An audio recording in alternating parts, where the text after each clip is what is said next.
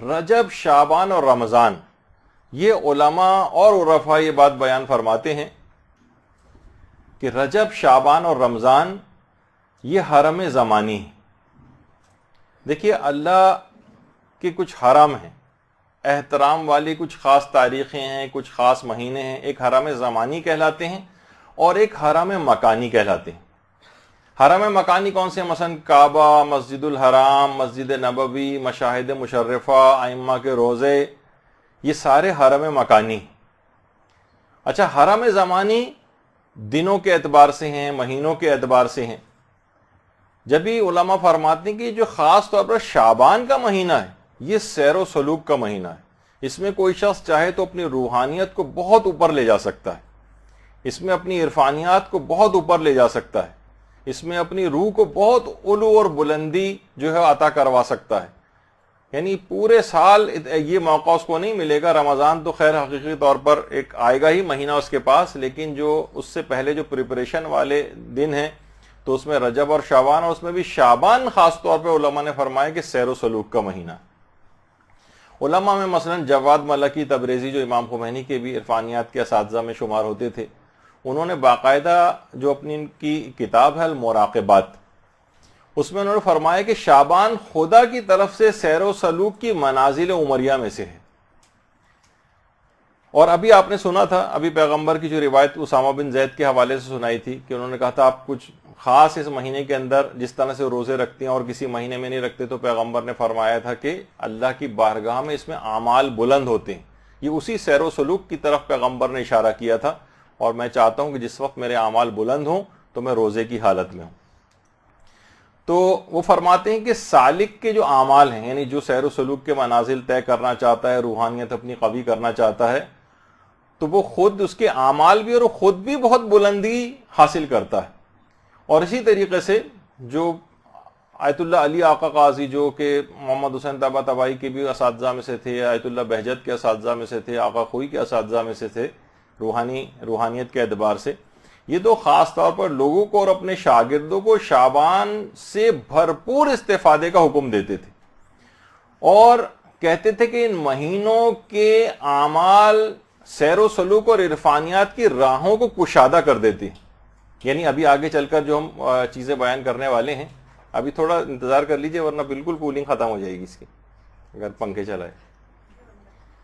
اچھا، تو اور کہتے تھے کہ خبردار ہو جاؤ، ہوشیار ہو جاؤ، متوجہ ہو جاؤ، ہم خلوت کے مہینے میں داخل ہو گئے۔ شعبان کے لیے کہتے تھے ہم خلوت کے مہینے میں داخل ہو گئے ہیں، اب فضولیات اور بیجا مصروفیات کو ترک کر دو۔ یعنی واقعتاً شعبان ایسا مہینہ ہے کہ یہ فضول قسم کے تعلقات، فضول قسم کی باتوں کے لیے مہینہ نہیں۔ وہ فرماتے تھے متوجہ ہو جاؤ، ہم خلوت کے مہینے میں داخل ہو گئے ہیں، اب بیجا مصروفیات کو ترک کر دو اور خلوت میں اللہ سے لو لگانے کے لیے تیار ہو جاؤ۔ فرماتے تھے کہ جو بھی اس خلوت قدے میں داخل ہو اس کے لیے ضروری ہے کہ وہ محرمات الہی سے اجتناب کرے۔ ایسے ہی جیسے آپ خانہ کعبہ میں آپ داخل ہو رہی ہیں، آپ مسجد نبوی میں داخل ہو رہی ہیں، وہاں جا کر کوئی حرام کام کرنے لگے، انہوں نے کہا یہ حرم زمانی ہے۔ وہ ٹھیک ہے، وہ حرم مکانی تھا، یہ حرم زمانی ہے، یہاں پر محرمات سے اجتناب کرنا لازم ہے، یہ احترام والے انتہائی مہینے میں آپ داخل ہو گئیں۔ اور فرماتے تھے اس مہینے میں، اس حرم میں جو کچھ اللہ کے سوا ہے وہ سب کا سب جرم ہے۔ اس حرم میں اللہ کے سوا اگر کوئی چیز آپ نے اعمال انجام دیے، کوئی فضولیات کے اندر لگایا اپنے آپ کو، تو یہ سب کا سب جرم شمار ہوگا۔ یہ بہت اہم ترین مہینے۔ اور اس کے بعد پھر آیت اللہ علی آقا قاضی نے کچھ خاص قسم کے دستور العمل تقریباً 10-11 انہوں نے دیے ہیں، باقی دیگر علماء کے اگر ملائے جائیں تو تقریباً 18 دستور العمل بنتے ہیں۔ یہ رجب میں کرنے کے بھی ہیں، شعبان میں کرنے کے بھی ہیں، رمضان میں کرنے کے بھی ہیں، لیکن علل خصوص شعبان کے لیے۔ رمضان میں تو جاری رکھیں، اس میں اور اعمال بھی بہت سارے ہوتے ہیں، لیکن یہ خاص طور پر شعبان کے حوالے سے، لیکن تینوں مہینوں میں اس کو انجام دینے چاہیے۔ فرماتے تھے سب سے پہلا عمل تو یہ ہے کہ روزانہ 51 رکعت لازمی پڑھے۔ 51 رکعت کے معنی کہ واجب نمازیں اور اس کے جتنے بھی نوافل ہیں ملا کر جو 51 رکعت بنتی، وہ کہتے تھے واجبات اور نوافل کی پابندی لازمی کرو اس مہینے میں، اچھا اگر نوافل سارے انجام نہیں دے سکتے، پہلی تو کوشش کرنی ہے کہ لازمی طور پر اس کو کرو، اور کہتے تھے کہ اگر نوافل کو سارے نوافل انجام نہ دے سکو تو حتماً نوافل ظہر کو ضرور انجام دو۔ نوافل ظہر 8 رکعت، جس کو صلاۃ اوابین بھی کہا جاتا ہے، صلاۃ اوابین۔ اصل میں یہ جو صلاۃ اوابین ہے اہل سنت کے ہاں بھی معروف ہے، لیکن یہ ہمارے ہاں جو ہے یہ نافلہ ظہر کو ہی صلاۃ اوابین کہا جاتا ہے۔ اور روایات میں بھی ملتا ہے کہ پیغمبر اسلام زوال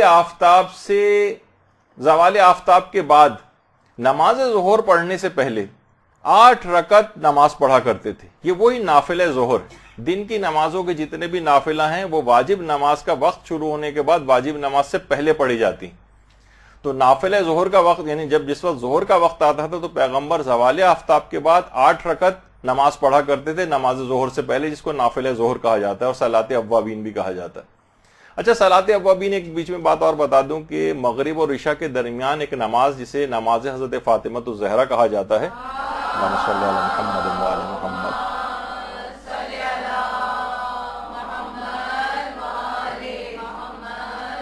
وہ 4 رکعت کی نماز ہے، اس کو بھی صلاۃ اوابین کہتے ہیں، جو مغرب اور عشاء کے درمیان میں پڑھی جاتی ہے اور جس میں الحمد کے بعد 50 مرتبہ سورہ توحید پڑھی جاتی۔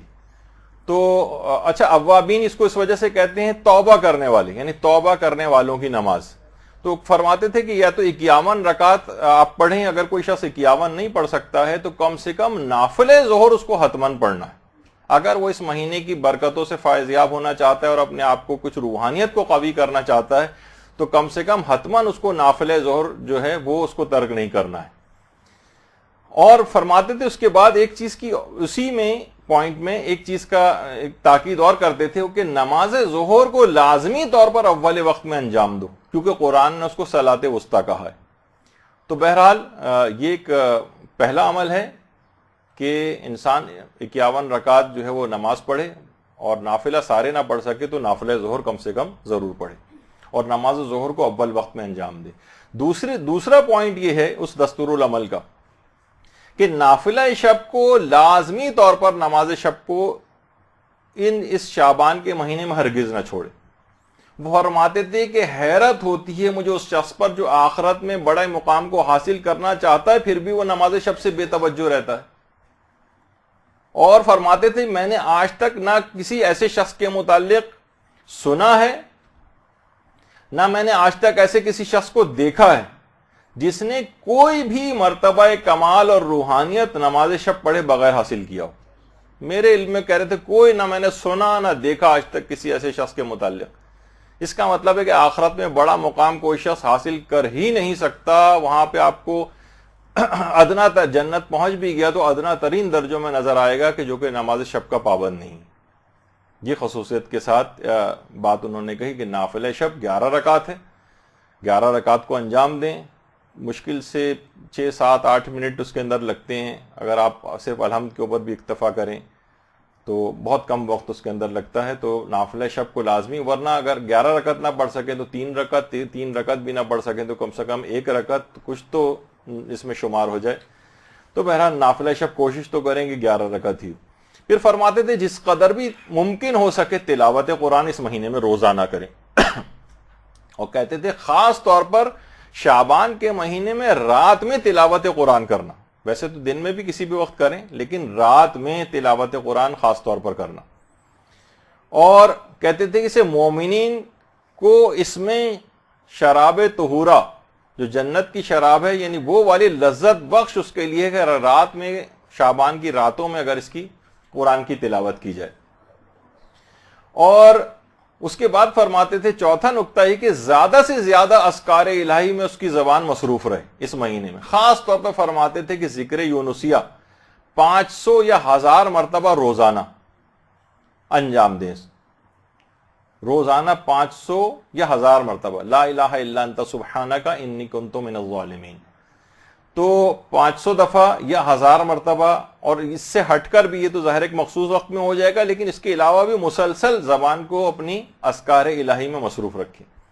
اس کے بعد فرماتے تھے اگلا نقطہ 5واں کہ اگر ہو سکے تو مشاہد مشرفہ کی زیارت، اور یہ نہ ہو سکے تو کم سے کم جتنی بھی مساجد میں حاضری اس مہینے میں ہو سکے وہ کرے۔ فرماتے تھے کہ مومن کا دل مسجد کے اندر اسی طریقے سے لگتا ہے جیسے روایتوں میں ہے کہ جیسے مچھلی جو ہے وہ دریا میں جس طرح ایک سکون محسوس کرتی۔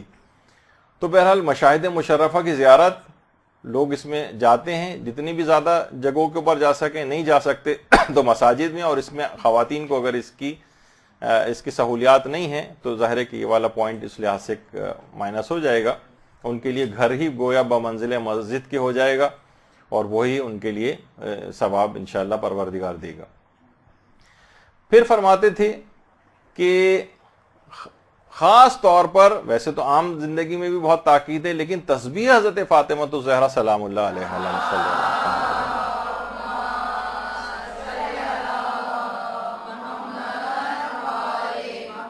فرماتے تھے کہ اس کو ہرگز فراموش نہ کریں، کیونکہ اس کو ذکر کبیر کہا گیا ہے، کیونکہ سب اذکار انجام دے رہے ہیں تو یہ کیسے ممکن ہے تسبیح حضرت زہرا جو ذکر کبیر ہے اس کو آپ فراموش کر دیں، تو اس کو ہرگز فراموش نہ کریں، یہ بھی آسان ہے۔ پھر فرماتے تھے کہ وظائف مہم، یعنی بہت اہم وظیفوں میں سے ہے کہ سالک، یعنی جو بھی روحانیت اپنی قوی کرنا چاہتا ہے اور سیر و سلوک کے منازل طے کرنا چاہتا ہے، اس کے اہم ترین وظائف میں سے یہ بات لازم ہے کہ وہ روزانہ دعائے فرج امام زمانہ علیہ السلام جو ہے وہ پڑھے۔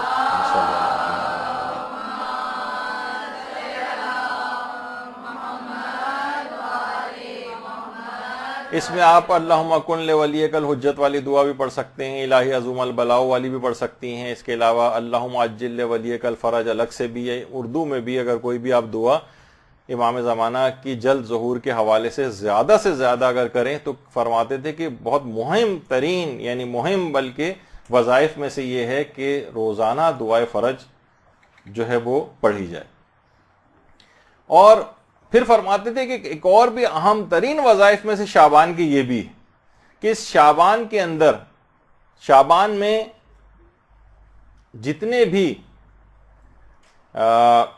جمعے آئیں اس میں زیارت جامع کبیر یہ خاص طور پر ضرور پڑھیں جمعے کے روز۔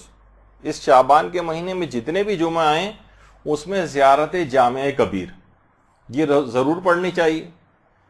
اور اس کے علاوہ ابھی اس سے پہلے آپ نے سنا کہ تلاوت قرآن عمومی طور پر تو انہوں نے بتائی کہ جتنی بھی زیادہ ہو سکے، لیکن الگ سے خصوصیت کے ساتھ فرمایا کہ روزانہ ایک جز تلاوت قرآن شعبان کے مہینے میں ضرور کریں۔ ایک جز کے معنی ایک سپارہ، ایک پارہ قرآن روزانہ، یہ لازمی اپنے اس پروگرام کے اندر شامل کریں، ورنہ جو نہیں کر سکتا، پورا نہیں پڑھ سکتا، جو بھی اس کے پاس عذر ہے اگر کوئی ایسا ویلڈ تو ٹھیک ہے، پھر جتنی بھی تلاوت کر سکے، لیکن اس کے علاوہ الگ سے بھی عمومی تلاوت کے علاوہ بھی فرماتے ہیں کہ ایک جز تلاوت قرآن اسے روزانہ کرنا ہے۔ پھر فرماتے ہیں اس شعبان کے مہینے میں خاص طور پر اگر کوشش کرے کہ زیارت قبور پہ یہ مداومت کر سکے، روزانہ ممکن ہو تو روزانہ، ورنہ ہفتے میں کم سے کم ایک مرتبہ قبرستان ضرور جائے اور زیارت قبور کو جو ہے انجام دے۔ یہ بہت زیادہ اس مہینے کے لحاظ سے تاکید ہے۔ اچھا، یہ 10 نکات تو آیت اللہ علی آقا قاضی نے شعبان کے لحاظ سے اور ان تینوں مہینوں کے لحاظ سے بتائے ہیں، اور کچھ علماء نے اس میں اضافے بھی کیے ہیں، یعنی ان کو بھی اگر آپ ایڈ کر لیں اس کے اندر، اور وہ یہ ہے کہ شعبان کے مہینے میں خاص طور پر 70 مرتبہ روزانہ استغفر اللہ و اسألہ التوبہ، استغفر اللہ و اسألہ التوبہ، یہ روزانہ 70 مرتبہ اپنے پروگرام میں شامل کرنا چاہیے۔ اور اسی طریقے سے روزانہ 70 مرتبہ استغفر اللہ الذی لا الہ الا هو الرحمن الرحیم الحی القیوم واتوب الیہ، اس کو کہا کہ اس کو بھی روزانہ 70 مرتبہ اپنے پروگرام کے اندر شامل کرنا چاہیے۔ یہ بھی آسان ہے، کوئی اتنا مشکل نہیں ہے۔ پھر فرماتے ہیں کہ اس مہینے میں زیادہ سے زیادہ صدقہ دیں، زیادہ سے زیادہ، کیونکہ جب ہمارے چھٹے امام سے بھی جو سوال پوچھا گیا تھا اللہم صلی علی محمد و علی محمد،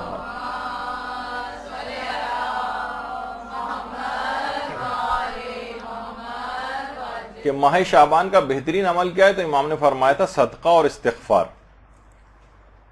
تو ابھی آپ نے اس سے پہلے استغفار استغفر اللہ الذی استغفر اللہ و اسألہ التوبہ وہ اسی سلسلے کا ہے کہ ماہ شعبان کے بہترین اعمال میں سے استغفار ہے اور صدقہ دینا. امام فرماتے ہیں جو شعبان میں صدقہ دے گا خدا اس صدقے کو اس طریقے سے اس میں اضافہ کرے گا جیسے تم اپنے اونٹ کے بچے کو پال پوس کر ایک قوی الجثہ جو ہے ایک اونٹ کی شکل میں تبدیل کرتے ہو. تو یہ صدقہ بھی قیامت کے دن اوڑ پہاڑ کی مثال ہو جائے گا, یعنی اتنا عظیم ثواب رکھے گا کہ انسان حیران رہ جائے گا ماہ شعبان میں خصوصیت کے ساتھ صدقہ دینے کا جو یہ عمل ہے. اور اس پورے مہینے میں اس کو آپ ڈیوائیڈ کر سکتے ہیں, پورے مہینے میں 1000 مرتبہ لا الہ الا اللہ ولا نعبد الا ایاہ مخلصین لہ الدین ولو کرہ المشرکون. تو اس طرح سے ڈیوائیڈ کر لیں کہ پورے مہینے کے اوپر کچھ خاص عدد یہ پھیل جائے اور پورے مہینے میں ملا کر 1000 دفعہ مکمل ہو جائے. اور کوئی اگر ہمت کرے اور روزانہ بھی 1000 دفعہ پڑھ لے تو کیا ہی کہنا, کیا عظیم ثواب اس کو ملے گا. تو بہرحال یہ 14واں اس کا ایک عمل ہے جو کہ اس مہینے کے اندر خصوصیت کے ساتھ ہے. اور اچھا اس کے بعد زیادہ سے زیادہ اس مہینے میں درود پڑھنا, اللہم صلی علی محمد وعلی محمد.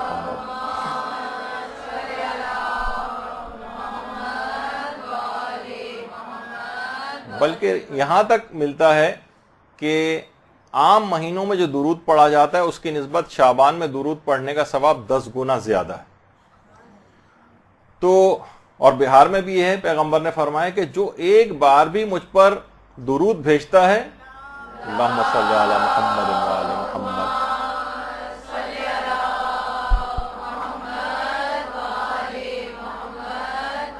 تو فقط ایک بار درود بھیجنے کی وجہ سے پروردگار عالم اس کو عافیت عطا کرے گا اور اس کی تمام پریشانیوں کو دور کر دے گا, فقط ایک بار بھی. اللہم صلی علی محمد.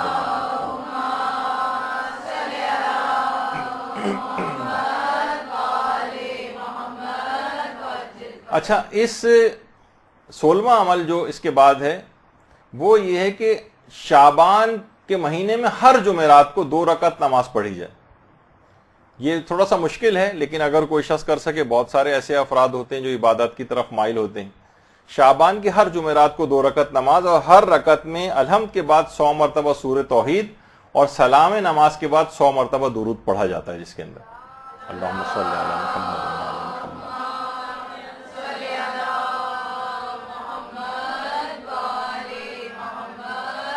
تو یہ بہت خاص اس کا ایک عمل ہے. اور اس کے علاوہ اس پورے شعبان میں روزانہ روزہ رکھا جائے اور جتنے ورنہ 3 دن یا جتنے بھی دن اس کے لیے ممکن ہو اس میں روزہ رکھا جائے, اس کا بھی بہت زیادہ ثواب ہے. اور 18واں عمل اس کے اندر جو بتایا گیا ہے وہ صلوات شعبانیہ ہے. یہ دعائیں امام سجاد علیہ الصلوۃ والسلام,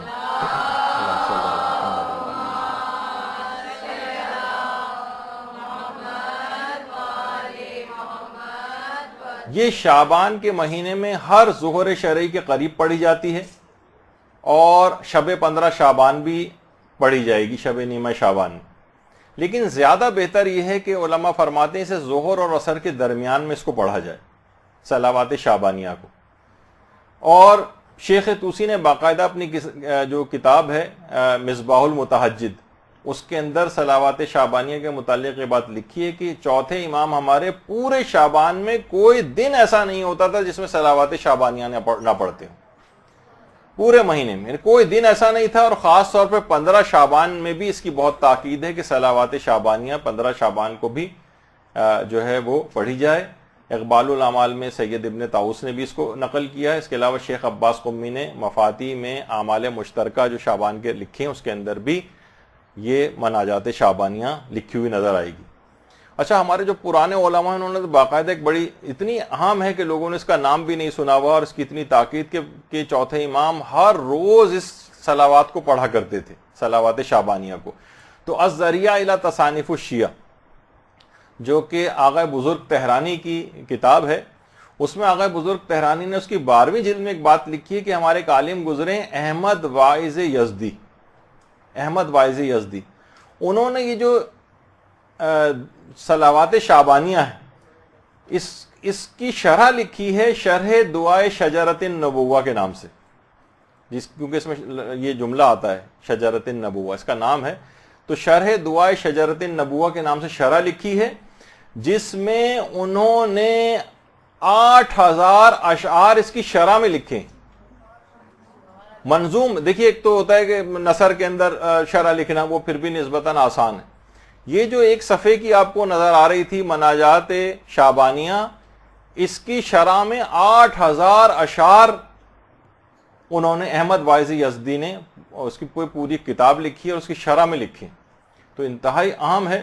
اس میں باقاعدہ اگر اس کا آپ ترجمہ بھی پڑھیں، صلوات میں غریبوں اور فقیروں کی مدد کرنے کی توفیق مانگی گئی ہے کہ میں غریبوں اور فقیروں کی مدد کر سکوں، اس بات کی توفیق عطا فرما، اور حقوق اہل بیت ادا کرنے اور ان کی اطاعت کی توفیق مانگی گئی ہے اس کے اندر. اور پروردگار سے عافیت اور رحمت الہی کو طلب کیا گیا ہے اس دعا میں. تو چوتھے امام کی خصوصیت کے ساتھ تو یہ 18 اعمال ہیں جو کہ دستور العمل کے طور پر علماء نے شعبان کے لحاظ سے بیان کیے. جتنے بھی آپ سے ممکن ہوں اپنے حالات کو دیکھتے ہوئے، ویسے تو سارے بھی کیے جا سکتے ہیں، لیکن نہیں ممکن ہو تو اس میں یہ نہ کریں کہ 18 نہیں کر سکتے تو 16 کر لیں، 14 کر لیں، 10 کر لیں، اس سے کم بھی اگر ممکن ہو، اور جتنا بھی آپ کے لیے ادا کرنا ممکن ہو اس کو انجام دے لیں. تو یہ اس کے مطابق آپ کو اپنی روحانیت کو قوی کر سکیں گے. یہ خصوصی طور پر شعبان کے لحاظ سے چیزیں بیان کی گئی ہیں. تو آقا علی آقا قاضی جنہوں نے باقاعدہ یہ دستور العمل بھی بیان کیا تھا، شعبان میں تو ان کا ایک خاص طریقہ کار تھا کہ ان راتوں میں یہ اول شب میں سو جاتے تھے اور پھر اٹھ کر تھوڑی دیر بعد اٹھ کر عبادت کرنے لگتے تھے، پھر تھوڑا سا آنکھ لگا لیتے تھے اور پھر اٹھ جاتے تھے، اور کبھی بھی 2 گھنٹے سے زائد مسلسل نہیں سوتے تھے.